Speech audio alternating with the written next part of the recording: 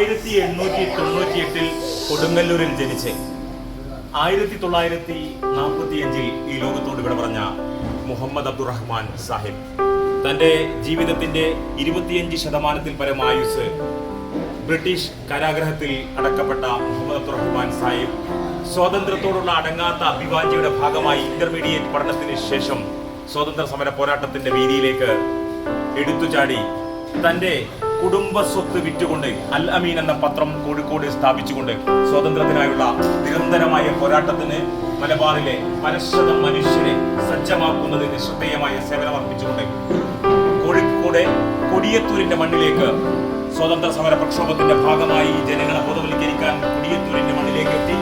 അന്ന് രാത്രി ആ പ്രഭാഷണത്തിന് ശേഷം ശ്രദ്ധേയമായ ഇരുവഴിഞ്ഞിപ്പുഴ മുടിച്ചു കടന്നുകൊണ്ട് ഒറ്റശ്ശേരിയിലെ അദ്ദേഹത്തിന്റെ പങ്കാത്ത ഓർമ്മകൾ ചരിത്രബോധമായി ചരിത്രത്തിന്റെ ഭാഗമായി ചുമരുകളിൽ പ്രശസ്ത ചിത്രകാരൻ സുഗൻ ആലേഖനം ചെയ്തിരിക്കുകയാണ്. സമുദ്ര ഗവേഷണത്തിലും ശാസ്ത്ര ഗവേഷണത്തിലും ഭാഷാ പഠനത്തിലുമെല്ലാം തന്നെ ആദരിച്ച പത്മശ്രീ അലി മണിക് ഖാനാണ് മനോഹരമായ ഈ ഛായാചിത്രം നാടിനായി സമർപ്പിച്ചിരിക്കുന്നത്.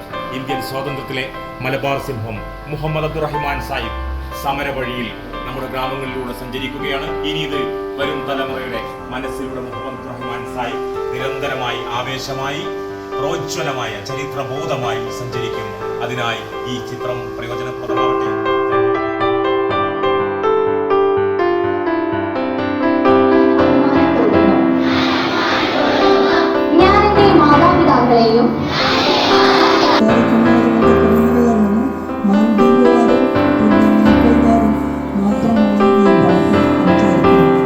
ഇത് സിംഹളത്തോട് അടുത്ത ഒരു ഭാഷയാണ്.